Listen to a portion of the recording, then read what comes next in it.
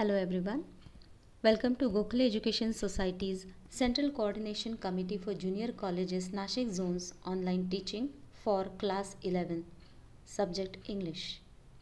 In this video, we shall discuss Prose 1.4 Pillars of Democracy by Dr. Babasaheb Ambedkar. Let us see what we shall discuss in this lesson. We'll revise the role of Constitution as far as democracy is concerned. We will see how we need to maintain democracy and its true meaning. We will also discuss political, economic, and social equality in India and whether it is followed to the T. And lastly, we'll see the significance of fraternity. The author of this lesson does not need an introduction. Dr. Babasaheb Ambedkar. He is the architect of Indian Constitution. We all know that he was the one who created Indian Constitution. He was a voracious reader and an intellectual leader. He was also an economist. Rather, he completed his doctorate in economics. He was the first Minister of Law and Justice. He was also known as social and political reformer. Many of the positive changes of our democratic and independent India enjoys is because of Dr. Babasaheb Ambedkar. In this entire article, let us see what Dr. Ambedkar has given us as valuable suggestions if we wish to maintain the true meaning of democracy. This is something we all abide by. Rather, most of the times, the school students learn this by heart. This is preamble from the Constitution of our India. Few words are written in capital words and most of the words are being discussed in the present article, Pillars of Democracy. I would like you to concentrate on the words like democratic, republic, justice, liberty, equality, fraternity, and the last part of the preamble, which states the date, 26th day of November 1949. This preamble is printed in every textbook. Rather, the same particular preamble page which you can see on the screen is taken from your 11th standard English textbook. So what do these words mean for us? Do we really care for them? Do we really respect for them? Is the significance which Dr. Babasaheb Ambedkar wants us to think of. In the beginning, let us see what is the actual role of Constitution in the democracy. It is actually the highest form of Indian law. We all know that. It includes fundamental rights, directive principles, duties of Indians as citizens. If we talk of fundamental rights, it tells us what rights do we have as Indians. Freedom of speech, freedom of thought, freedom of movement. There are other rights as well which tell us what we should do as Indians and how should we have our conduct, our behavior. Directive principles suggest us what are our duties. Rights always come with responsibilities. So what are our responsibilities? Directive principles tell us. We should respect the national flag. We should respect national anthem. There are other things as well. You might have learned this already in civics. And finally, what duties we do have as citizens of this independent India. In this constitution, we have an elaborate description of the meaning of democracy. When we all say that we have democracy in India, whether we respect that, whether we follow that, or whether we implement that are the questions Dr. Babasaheb Ambedkar wants us to think of. So, in the beginning, he mentions how we have not understood the thin line between constitutional and unconstitutional methods. Now, we are not going to discuss the entire lesson word by word or line by line. We will be only discussing main points of the article so that when you read it on your own, you immediately understand. So, constitutional methods of our behavior in the society are the ones which are already mentioned in the Constitution. Right now, we discussed fundamental rights and directive principles. Whatever is against that is unconstitutional method. So, Dr. Ambedkar says in the first paragraph that instead of following constitutional methods, most of the times we behave in the society with unconstitutional methods. There are n number of negative things, negative behavior which is against the constitution, and yet we follow that only for the purpose of our own benefit. So he says we should stop doing that because unconstitutional ways bring disorder. If we are going to think of only our family, only of ourselves, we are not going to help the society, we are not going to follow the rules, and hence we would be bringing disorder in the entire society. Here he mentions a quote by John Stuart Mill. His photo is also there on the screen, you can see that. A very important sentence, how unconstitutional methods disturb the entire society.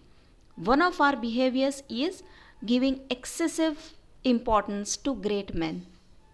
However, John Stuart Mill says you should not do it, not to lay their liberties at the feet. Their liberties means ordinary men. We should not lay our liberties at the feet of even a great man, or to trust him with powers which enable him to subvert their institutions. So we should not give importance to any great man, however great he or she is.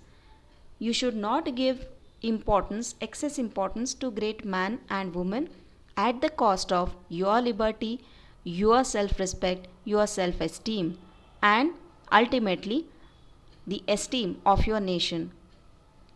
So here he means to say that when we give importance or greatness to a particular man, that man becomes almost like a godly figure for us. Whatever he says, whatever he thinks is correct for us, even if it is against the goodness or betterment of the country. This is how we follow people, and hence we destroy the peace and health of the nation, of the society. So that we should not do. While describing unconstitutional methods, he says this is what we do. He gives another example of Irish patriot Daniel O'Connell, where he says, no man can be grateful at the cost of his honor. No woman can be grateful at the cost of her chastity, and no nation can be grateful at the cost of its liberty. So that's what we should remind ourselves when we behave individually in the society. So whatever greatness the person has, your honor, your self-respect should not be destroyed. When a woman wishes to achieve greatness, fame, name, she should not do that at the cost of her purity. And in the same way, if a nation wishes to be great, it should not create danger, risk to its liberty. So what Dr. Ambedkar means to say here by giving these two examples, two quotes from great men, he wishes to say that when we are behaving as citizens of India, we should not think of only our own benefit. We should not be selfish. And we should not give importance, excess importance to any person, whoever is great, so that in that process our country is in danger, the health of the society is in danger. So all should be treated equally so that everyone is liberated and we know the real meaning of freedom. If you give importance to somebody else, you are giving your own existence to that person, and in that process, your liberty, your freedom is destroyed. That's what he means. And by this, he further mentions how hero worshipping is the major evil in India. Hero worshipping means considering a particular figure, a personality, as hero in the particular field, and so what we do is we blindly follow the person. Take example of political scenario in the country. Take for example social scenario of our country.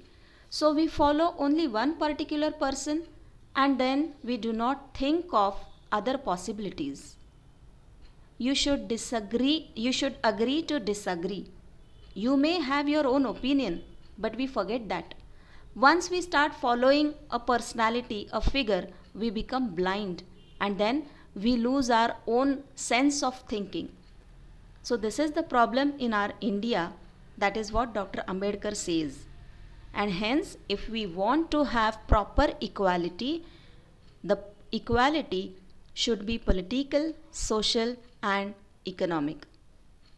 When he was writing Constitution of India, and the date is mentioned when it was completed in 1949, he says 26 November 1950 we are going to start implementing Constitution of our independent India, and if we do not understand the real meaning of equality, only in books, only in written format we would have political equality.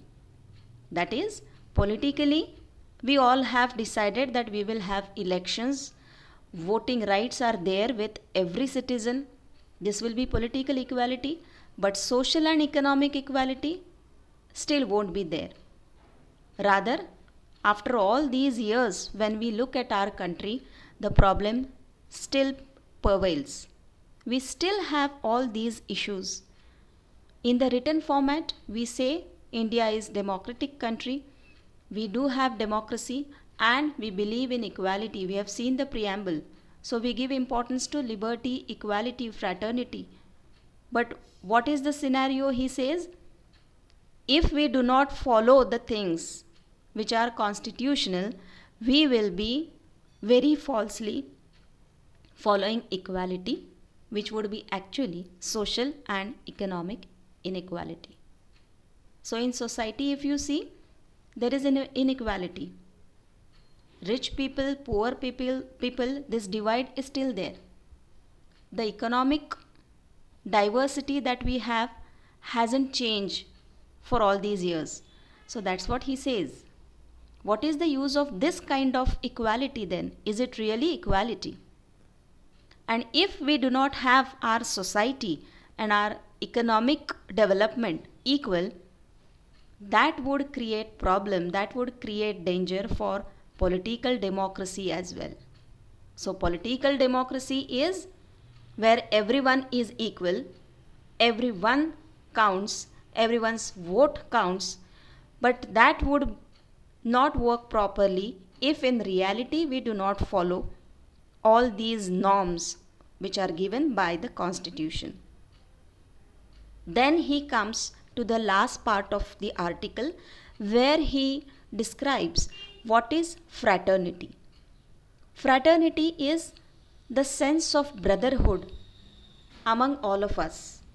When we feel that we all are together, we all make one nation, only then we will understand fraternity, and obviously fraternity will give importance to equality and equality will bring liberty. So you can say all these major things, major concepts of our democracy are intertwined, and for that we all should have fraternity. We all should love each other unconditionally. To emphasize this point further, he gives narration of James Bryce. And James Bryce's words tell us how having fraternity is really very tough. In this example, James Bryce gives the incident where the prayer was being written, and only because it was written as a nation for the people of the USA, they objected. They said, instead of we as a nation, we should say we as people of the USA. USA does mean oneness, but they did not agree to that. One nation meant something else for them, and entire USA, you can see the map of the USA over here. Every part thinks itself as an individual part instead of calling it as the United States. The irony is the word united itself says unity, fraternity, but then in reality, all the people did not agree to that one word nation. So Dr. Ambedkar says, if the USA people could not understand the meaning and importance of fraternity, it is far more difficult for us to have fraternity in India because of the major evil, caste system. If we say caste system was a problem in the past, but if you see here at the present, it is still there. So he says, unless and until caste system is not eradicated, is not deleted from the country, we will not have positivity, we will not have oneness, we will not have fraternity. So he explains clearly that we all should have democracy in true sense for, of course, the development of India. If we want democracy to be followed, we should understand what is liberty. Liberty does not mean giving importance to others. Liberty means considering that everyone has his or her own opinion. Another thing that we need to follow is, instead of hero worshipping, we should have equality. Equality not just in terms of political equality, but social and economic equality. If these things are followed, fraternity obviously is there. So let us start with fraternity first. Let us have the sense of belonging for each other. Then we will obviously have the feeling of equality, and then in true sense we all would be liberated. That is how Dr. Ambedkar explains the meaning of democracy in India. So we have seen importance of constitution, the real meaning of democracy, what is equality and how it should be followed, and we have seen the significance of fraternity. I hope the discussion explanation is clear enough for all of you to solve these few questions which are given on the screen. You are supposed to select only 2 statements out of the 4 statements which are given that are clearly related to the theme of the article, and just try out fill in the blanks after you read the entire chapter. I hope the explanation was clear enough. Thank you so much. Let us have equality, balance in the country to value democracy and the constitution of our India. Thank you so much.